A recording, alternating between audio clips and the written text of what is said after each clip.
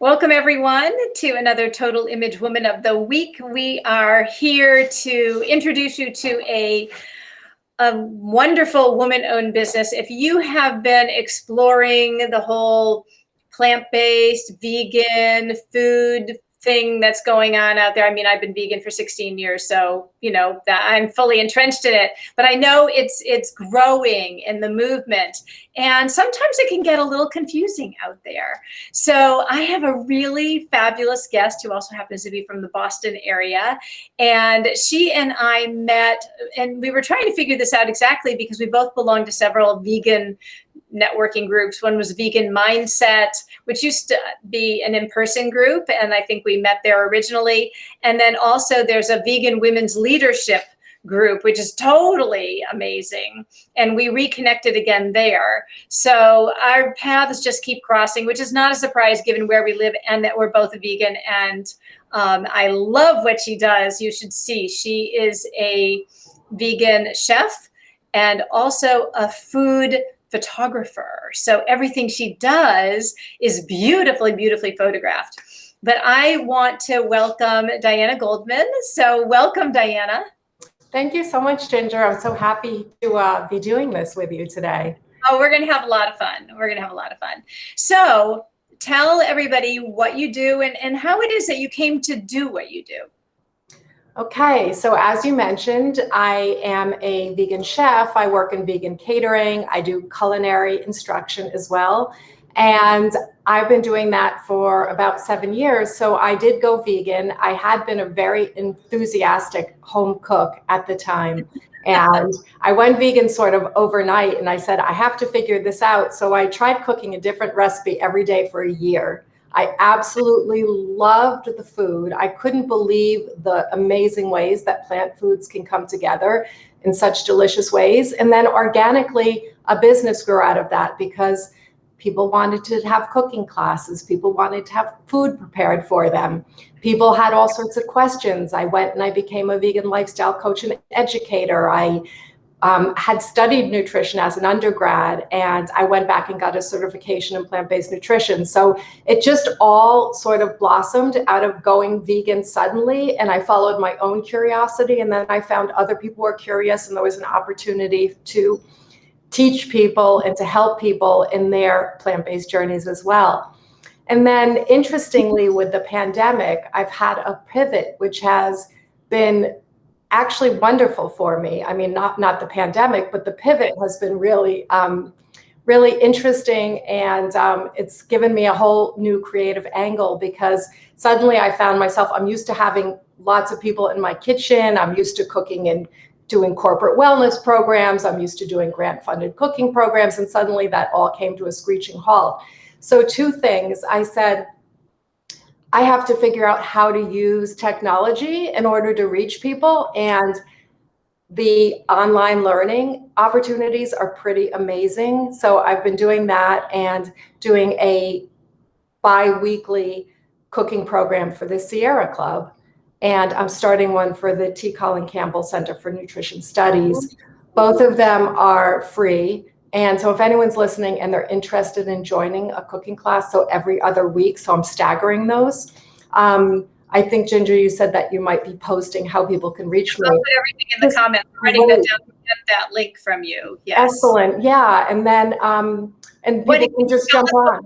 Can you tell us what the link is? Is it really, really long, or is it something? So what it is I send out an email a few days before, and I provide the link for anyone that wants to jump on. Oh, so the best thing is for. I mean, what's the link so people can just learn about it and see if they? Sure. Oh, right. So it's on my website, which is Beantown Kitchen. That's the name of my business. BeantownKitchen.com. Beantown Kitchen. You got it here in Boston. So Perfect. It's natural, right? So I also have always felt like plant-based foods are so, so beautiful. I mean, when you think about all of the colors in the plant world, and I love photographing the foods that I make and other people make. So one of the pivots for me is I started taking photography courses, and I love taking the pictures. And now I actually have a business where I'm being hired to take food photography pictures for organizations and brands. So, wow. Now, if people go, I assume, like to your Instagram account, they can see some of your pictures there. yeah, also same, Beantown Kitchen. They could see them there and they can see them on my website. So yeah, so it's been an interesting journey, and I just sort of follow my interest and see where I can be of service to people. Absolutely. So are you also able to, because a lot of people get, if they start to transition to being vegan, plant-based, they sometimes get overwhelmed by all the, or either they see it as a lack of options or too many options. And then what do you do with all of these things? And then people worry a lot about, well, how do I get my protein? I mean, that we've all heard that as vegans. How do you get protein? So tell us a little bit about how do you quell some of those concerns that people have? How do you address those? That's such a great question. So I totally relate to what you're saying. People can, on the one hand, feel they don't have information. On the other hand, they can be overwhelmed by all of the information. So where do they go for it? Some people are great in a one-on-one coaching situation, so that's an option. Some people are great educating themselves through books or documentaries, and there's incredible documentaries out there on Netflix and Amazon and other places, things like Forks Over Knives, and Game Changers is a really popular documentary. And then some people like to have something like a jumpstart. So for instance, there's a few organizations that have fantastic jumpstart programs, and they're free. And they just sort of walk you through, they educate you, and they provide recipes and suggestions for sort of transitioning over a 1, 2, 3 week period. So some of those organizations are like Physicians Committee for Responsible Medicine is one of them. Plant Pure does a fantastic, Plant Pure Nation, a fantastic jumpstart program. So there's lots of different options depending on what people's modalities are for learning. And then of course, there's loads and loads of recipes on the internet. So I just feel like for anything that anyone feels like they miss, whether it's a lasagna or a burger or an ice cream or a mac and cheese, you can just sort of Google the vegan version of that and try it out. So as far as the protein question, it's really not an issue. We can get all of the protein we need from a plant-based diet. There's all of the essential amino acids that we need are available to us in the plant kingdom. And as long as we're eating a variety of whole plant foods and getting enough calories, we're getting enough protein. And, they like to say that the protein deficiency is kwashiorkor. And has anyone ever heard of that? In other words, like, who's protein deficient? It's really not an issue. Right, exactly. In fact, on the flip side, I would say that the deficiency, really, a huge deficiency in this country is dietary fiber deficiency. Like something like 97% of us don't obtain enough dietary fiber, which is available to us from plants, but not from animal foods. So that's sort of, we could turn that around and say that would be a really great question. Are you getting enough dietary fiber? Because most of us aren't, but it's something that if you're eating a plant-based diet, you're getting a really great quantity of. So Diana, when you did your year of trying a new recipe every day, were these recipes you found online or in books, or did you make up your own recipes? So what I did was I went on Amazon and I just looked to see what's the most popular vegan cookbook. And at the time, it was a cookbook called Isa Does It by Isa Chandra Moskowitz. Do you know it? Yeah. I have her first book that she did with, I'm now forgetting the other woman's name, but Terry Romero. Yeah, it was Veganomicon. Yeah, Veganomicon is such a long name. Yeah. You can almost tell when someone became a vegan based on which one of her cookbooks they're most knowledgeable about. So Veganomicon was like probably 10 years ahead of me. Yeah. You said 18 years? 16. 16 years. Yeah, I'm 7. So, and I love this book, Isa Does It. It's just the concept is easy vegan recipes. And I would say the recipes that anyone would love, regardless of whether they're vegan, not a meat eater, or somewhere in between. So I learned so much from her. And so I focus mostly on that. There are a couple of other cookbooks, but I would say, she was my best teacher at the time. Have you made anything or gotten any cookbooks by Nava Atlas? Yes. He's awesome, isn't she? She's fantastic. Yes. I love her cookbooks. I have a few. I think Vegan Planet is one of them I have on my. She has so many. She has so many. And as a food photographer, you must really appreciate how beautifully she has one on Wild About Greens, I think it's called, and another one I think it's about desserts or international. She has so many, and the photography in them is just absolutely beautiful. So I know you, but her focus too is let's make this easy and of course delicious. So totally. In fact, because I went vegan like overnight, I was super curious about what it takes for someone to transition to and sustain a vegan diet. So I did some research and I interviewed or surveyed almost 1,000 vegans, aspiring vegans, and ex-vegans. And I wanted to identify what the factors are for success. And what I did identify 8 factors, but the most relevant one for not derailing vegans or for not keeping aspiring vegans from adopting the diet is everything related to socializing.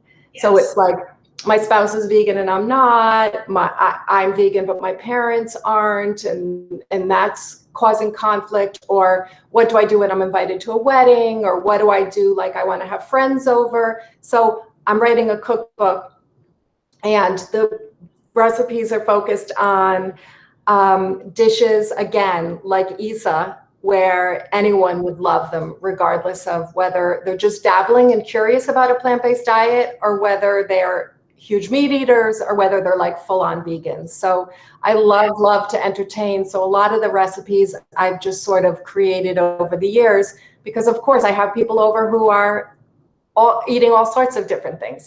And my family is a mixture of different eaters too. So yeah. And I'm sure your cookbook is going to have amazing photography in it. I'm sometimes I wonder, like, am I more motivated by taste or the way it's going to look? So like when I'm creating a recipe, I'm like, put this in because it's going to taste good, but it's also going to make it look really good.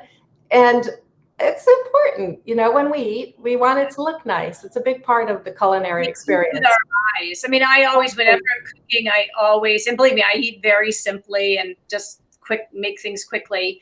And, I may have some kind of potatoes and kale and maybe tofu or lentils or something on the plate. And I think, okay, I need some red. So it always has to have some carrots on it or radishes or red peppers or something has to be on there because otherwise it just doesn't have that doesn't pop. And, I think we eat as much with our eyes as we do with that's why I always used to know many, many years ago before I was vegan, you'd go to some of the fried seafood places and they'd bring you your food and it was all brown. Yeah, I know. Brown food. Okay. All right. I have to look past that in order to even see if I like it, but I don't understand the brown food thing. So, we should have, yellows and greens and reds and purple and all of those colors on your plates. It just makes everything so appealing.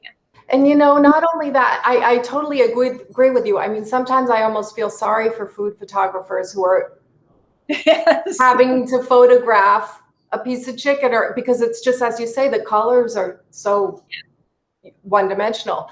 But I'm thinking as you're saying that, like we eat with our eyes, but it's almost like nature is helping us along because they're so appealing and they're so bright and they're so inviting, all these colors. And in fact, that's where all the phytonutrients and antioxidants and vitamins and minerals lie. So they're appealing to us. It's helping us along it because they're so health promoting too. Absolutely. And I want to welcome Celeste, who is watching right now. She's such a wonderful fan to come to the Facebook Lives. And so, all right. So you've cooked a lot. Tell us what one or two of your favorite recipes. Okay, I will do that. So no problem. I would say before I went vegan, I was super curious about tofu. Like I was intrigued. I must have had it a couple times and liked it, but I had no idea how to cook it. I had no idea how to make it taste good. I remember a friend told me, oh, I went to Whole Foods. I talked to someone there. This is what you do. You take your tofu, you put it in a colander and you leave it in your fridge for 3 days.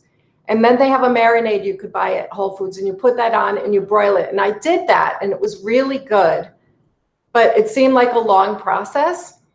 So I was really pleasantly surprised to learn once I went vegan that I'm going to show you. I actually have it here. There's something called a tofu press. Oh, Do you use a tofu press? I do not have one. Okay. This is my very favorite kitchen gadget. You put there's a spring in here. You put the tofu in this little basket and it's got holes in it. And then you put this on top. And then these hold the top down, these bits here. There's one on each side. And it squeezes the tofu. So it squeezes all the liquid out of it. And when you squeeze all the liquid out of it, this is a recipe that I do. And then you dice it. And then I toss it with some garlic. This couldn't be easier. Some garlic powder, some onion powder, some salt and pepper. And it almost like coats it. And then I put it in a pan and a little bit of oil and I sear it. And it's so, so delicious. It's like crispy, super duper flavorful. There is a recipe for it on my website. It's called crispy tofu. And also, if anyone goes to my Instagram, Beantown Kitchen, in my bio, there's a link to the crispy tofu. I also did a reel of it for Instagram watchers showing how I make that crispy tofu. So that's one of my favorite recipes. My daughter's staying with us now. She made it the other night. It's great on salad. I just find like when I'm veganizing a recipe, like one of my old recipes my mom made that I loved was it Asian chicken salad, and it was made with rice and green peppers and some raisins and a really nice like rice vinaigrette. And I just swapped the chicken for this crispy tofu, and it's like such a great dish. So that's one of my favorites. Another on the subject of tofu is this is a type of tofu, silken tofu. You can get this, you know, this one. This doesn't need to be refrigerated. It's usually in the Asian section of supermarkets. You can also get silken tofu in the refrigerator section. So I make a chocolate mousse with silken tofu, which is so creamy and delicious and fantastic for people who have a dairy allergy. I mean, you don't need to be plant-based or vegan to enjoy it. If you have a dairy allergy, this is a really, really great creamy dessert. People don't know that there's tofu in it. They can't believe it. So I make it in a food processor. Again, it's on my Beantown Kitchen website. It's chocolate mousse is what the recipe's called. Also on Instagram. I don't think I show how to make it, but in my link in my bio, you can get to chocolate mousse. And I use these non-dairy chocolate chips. Yep. I love the way they melt. I love the mouthfeel. I think they taste really, really good. They're semi-sweet. So that's how I make a chocolate mousse. So those are two of my favorites. And that chocolate mousse, it's the silken tofu, maple syrup, some vanilla, some salt, some plant milk, and chocolate chips. And it's so good. And then again, like for visuals, decorate it with some raspberries or strawberries or mint leaves. Mint, exactly. Absolutely. Yeah. Wow. Oh, you're making me hungry. I mean, it's just about dinner time here, so you're making me really hungry. So tell us, like, when is your cookbook? Do you have any idea of when it will be out? And do you have a title for it that you can share, or are you not sharing that yet? I don't have a working title yet. So I have an agent, and we finished the proposal. It's actually a long process to write a book proposal. Have you written one? No. I started one and then I ended up self-publishing. Gotcha. Okay. So the proposal is now with publishers. So it's been sent to a variety of publishers, and I hear sometimes it's an immediate yes, and sometimes it could take months. So we're just in the process of hearing back now. So if it gets picked up sometime soon, then I think we're looking at the fall of 2022. Yeah. It'll be worth the wait. And anybody who gets on your, either follows you on Instagram or gets on your newsletter list, they will hear about it. So. Absolutely. I'll keep people posted, and I'll post recipes from the book from time to time too. Yes. So do you do, when people want help with the cooking aspect, you do workshops and also one-on-one, and can you do them virtually? Yes, I do. I can do them virtually for sure. Yeah, so I do everything from one-on-one to small private groups to larger groups to like the free cooking classes that I do for a couple of organizations. And I was doing grant-funded cooking classes too, cooking in Boston. I've cooked at the Boston Public Library. So there's a whole variety of ways, but certainly I do offer one-on-one instruction. So when you do that, what do? You have people, you give people like a shopping list and say, get these things, and then you meet on Zoom, and how does it work? Exactly. So, oh my gosh, I remember back when we first found ourselves in this position, and I was like, I think I need to like figure out Zoom to do this, but the whole thing felt so overwhelming. So, you mentioned the Women's Network, like all of these networks that we're involved with are so amazing for support. You ask the question and suddenly people are telling you how to do it. So it was like a variety of people helping me along. So the way that I do it is I send the recipe out ahead of time. Some people come on and they just want to watch. Some people come on and they want to cook along. So like either way, they pick up the ingredients themselves in this virtual setting. And then, some people, I try to make them fast. I mean, everyone has what works for them. A friend of mine does cooking classes, and they're like a 3-hour long cooking class, and her participants really, they know what to expect and they love that. My niche, I find, for the people that participate in mine, is we're on Zoom a lot. So I'm going to be on 30 minutes. We're just going to do it quick and easy. So that's what I do. And like I said, some people are cooking, some people are watching, and some people are just there like just for fun, for just a welcoming, friendly environment. I hope I create. Awesome. And can people hire you just to like get them jump started? Like, I just need like 1 or 2 cooking classes. I want to know how to make mac and cheese, or I want to know, or do you have like programs that people go into? Like, how do they do it? Totally flexible. They can absolutely hire me for that. Just sort of like, let's get going. A couple of recipes to add to your arsenal that you like, that you can just start adding more plant-based dishes to your repertoire. Everything from that to let's figure out a week, or I'll help you along for 3 weeks to get started, Yeah. I love it. Wow. And clearly you love what you're doing and you're passionate about it, and obviously very good at it too. Thank you. Oh, thank you. I mean, like you, Ginger, your work is unbelievable.